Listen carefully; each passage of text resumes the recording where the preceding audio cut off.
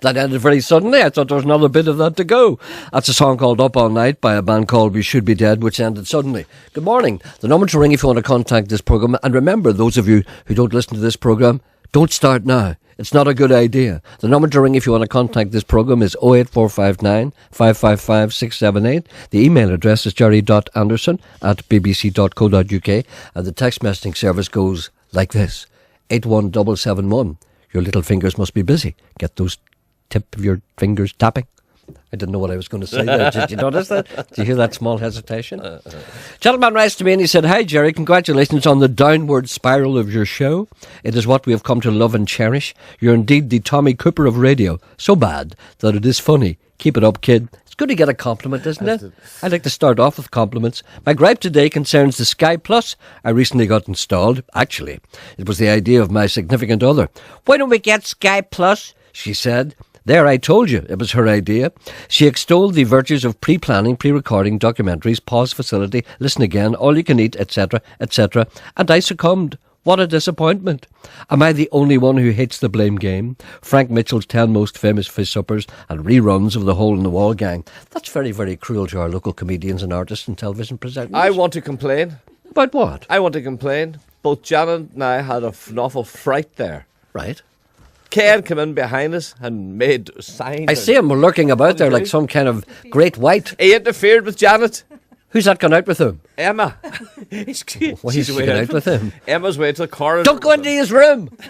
What did he do? Interfered with you and Janet? He grabbed Janet and he hit me, tapping the head. I didn't know what it was. He hit you a tap. Janet, I don't want to go into any detail, but what portion of your body did he interfere with? Her shoulder. Shoulder. That's not too bad. There are worse things to fiddle with. And he hit you in the head, did he? Yes. Janet, I want you to write this out, a complaint, and I'll pass it on in triplicate to the authorities. He dragged poor Emma to his room. Emma didn't come back. She went out with him. She's still outside. She's married too, with children. What'll happen to her? I may have to go out and rescue her. Anyway, never mind that. I think this is a very cruel man here. The people who are on our television stations are doing the best they can. The blame game, it may not be perfect, but it's ours. Frank Mitchell may not be, well, Hole in the Wall gang. That's over, you know. I left the room grumbling about nothing. Do you watch the blame game? Pardon? Have you ever watched the blame game? I tried a couple of times, yeah. I just can't see the point of it. With no sense of irony, I left the room grumbling about nothing on TV these days, and then it's too manufactured, it's too artificial, it's too forced. Yeah. It's men saying, "Look at me being funny," and it's Too all rehearsed. organised beforehand. Too rehearsed. It's all rehearsed. With no. We don't know that. We're just sitting here passing judgment. No, this is we do here. I'm sorry. Hope you don't offend anyone. No. Frank Mitchell's different story. I left the room grumbling about nothing on TV these days, and I had things to do. With no sense of irony, my significant other informed me that I could always record them on the pre-planner and watch them with her when I am not too busy. In other words, BBC iPlayer and Sky Plus are for making the missable unmissable. In other words, you have to watch programmes that you normally will avoid because your wife likes them. And she says, "I'm ready to watch this now. Will you want to watch it with me?" Have you noticed that? Because you don't know that. You don't have Sky Plus. No. This does happen. I don't This have is Sky. something that people are loath to talk about. What happens is when programmes are on that people don't like, sometimes they miss them because, you know, I wasn't in, that type of thing, but maybe perhaps programmes that your wife likes, and I'm not asking you for any personal information here. Maybe there may be some programme that your wife likes, and she doesn't like watching it on her own. What they will do, and I've noticed this happening with other people, unfortunately it doesn't happen to me. What they do is they record the programme on Sky Plus, then they say to the husband, "Come on, watch this with me, it's really good." They do not. They do! Do not. They do! Put your cell phone. They do! And the husband doesn't want to say, "I wouldn't watch that lot of crap." They don't do that because they want to sit... Are you telling me a marriage is about sharing things. Does this happen in your house? No, I'm saying it doesn't happen in my house. Well, how do you know that? Because people have told me. I have asked other people. See, you don't know anything about Sky Plus because you don't have girls. They All have right, it. go and ask them. Janet has it. All right then. Janet, have you ever in your life recorded a programme and then forgot about it and then discovered that it was on your menu and said to your husband, "Oh, let's watch this now"? You said to your husband, "John, let's sit down, John. I want you to watch this." No, you've said to him, "Let's watch this now." No. You have. You She lied. has not. Girls record things for themselves. Has Emma ever done that? She gets Sky Plus. She doesn't have that. She's in Donegal. It doesn't work there. Has Emma Sky Plus? No. She doesn't. No, neither. No, but I'm not saying that women say to their husbands. I'm not saying that the women say to their husbands, "Watch this with me now." What they do is, "Will we watch this?" Ach, they do. No, but they do. No, you don't know. I'll tell you what happens. You don't know because you don't have Sky Plus. And what they do is what the girls, the women say. They say, "Oh, let's watch this now. I like this." No, and the husband doesn't want to say, "I'm not watching that." He's not, because he has to make a decision. And he's not going to start a row. So many times he has to sit and watch what she wants because she thinks that he wants to watch it. And he's not going to say to her, "I'm not watching that." It does because that's the start of a row. No. And she turns around and says to him, "Well, that's just typical of you. What was wrong with you last night anyway? You hardly spoke a word to me in that pub." You see, that's how a row starts. No. Yes, that's how a row starts. They say you don't know how a row starts. You don't have any rows. "Are you going out tonight?" And you say, "I don't know." She says, "There's something on the TV I want to see." Girls prefer to watch the TV on their own. No, but you see, you've got a wife who understands and is nice to you. Most people don't. Don't you understand that? You're not a normal human being. You have a wife who looks after you. Other people are living lives on a Monday torment. night. Every girl curls up in the settee or her big armchair from 7 o'clock on, and they don't budge or fart till 10 o'clock. I've seen people farting before 10. And the only reason you know that is because when you go out for a walk, you're looking in people's windows. Do they tell you? You can see them all curled up. Anyway, this man says, making the admissible unmissable. What did Oscar Wilde say about fox hunting? It was the unspeakable in pursuit of the uneatable. Isn't that it? That's the uninitiated watching the unspeakable. So what? Anyway, that's not the point. Here, listen, we've got other fish to fry here. A person was there writes a girl to me... murdered last night in Coronation Street? I missed that. Was there? A woman says here that you're a says here that you're a sexist pig. Right, okay. You don't like women smoking, chewing gum, or drinking pints. No. Michelle says, "I do all three.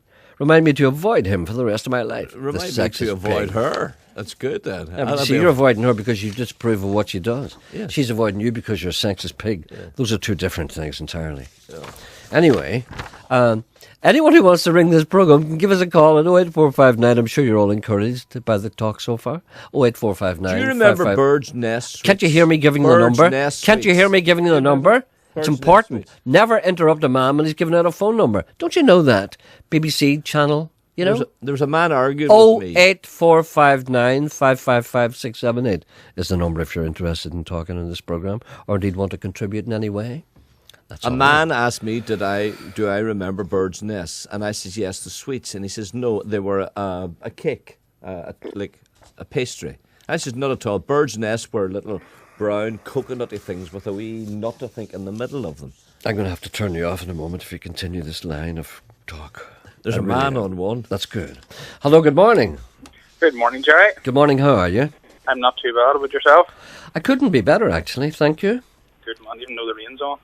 The rain has never bothered me. I like rain because it gives me an excuse not to go out on my bicycle. Oh, good man, good man. Gerry, I'm looking for some help. Yes. Sorry, can't do it for me. I own a restaurant outside Banbridge. Yes. And I had a lady was in last week, and she'd phoned me after she'd left to ask me had she lost like a little miraculous medal. It seems something, or one of her friends is ill. Yes. And we searched the restaurant and we thought, no, it's not here. So I told the lady it wasn't here. Uh-huh. So the next day I was sweeping up outside and didn't I find the little medal? And I have it here in my office, and I'm hoping that she listens to your show because I think our friend was ill and it was some type of a medal, maybe like a miraculous medal or something like that, or some of importance to herself. And just to let her know that I have it here safe for if she wants to call in and collect it. Oh, that's fantastic. What do you call your place again, just in case somebody missed the start of that? It's Gilbury Fair, which is between Guildford and Banbridge. Gilbury Fair? Is that what you call your restaurant? Gilbury Fair? Yeah. That's a nice name. Like, is that after Strawberry Fair or Gilbury Fair? It's called Gilbury because Gil, G-I-L, is Guildford, and yes. Berry is the fruits that are in the produce. Hey, that's a nice name then, Gilbury Fair. All right. So you've got her miraculous medal. I'm one of the few people probably listening who knows what a miraculous medal is. It's did you ever have a miraculous medal? I don't know. Of course you did. Did I? It's a very Catholic thing, to be honest. And a lot of people, it's like a scapular. What did I do with it? You hung it around your neck and it kept you from all harm. Obviously it didn't work from your point of view. Mischief. It was like a kind of a. Do you remember scapulars? Yeah. People There's used to some wear. good stories about them, though, Jerry. That some of them people that do work and stuff. That there's miracles and stuff, and people get cured of illnesses and stuff. So maybe it's just for someone not being well. It might give her a bit of hope or something like that, But I'd just like her to know we have it here, safe for. Well, they were always. You see, I always regarded miraculous medals as kind of a throwback to our pagan past, because, as you know, we here in Ireland have never entirely cast off our pagan roots, even though we embraced Christianity, in this case Catholicism.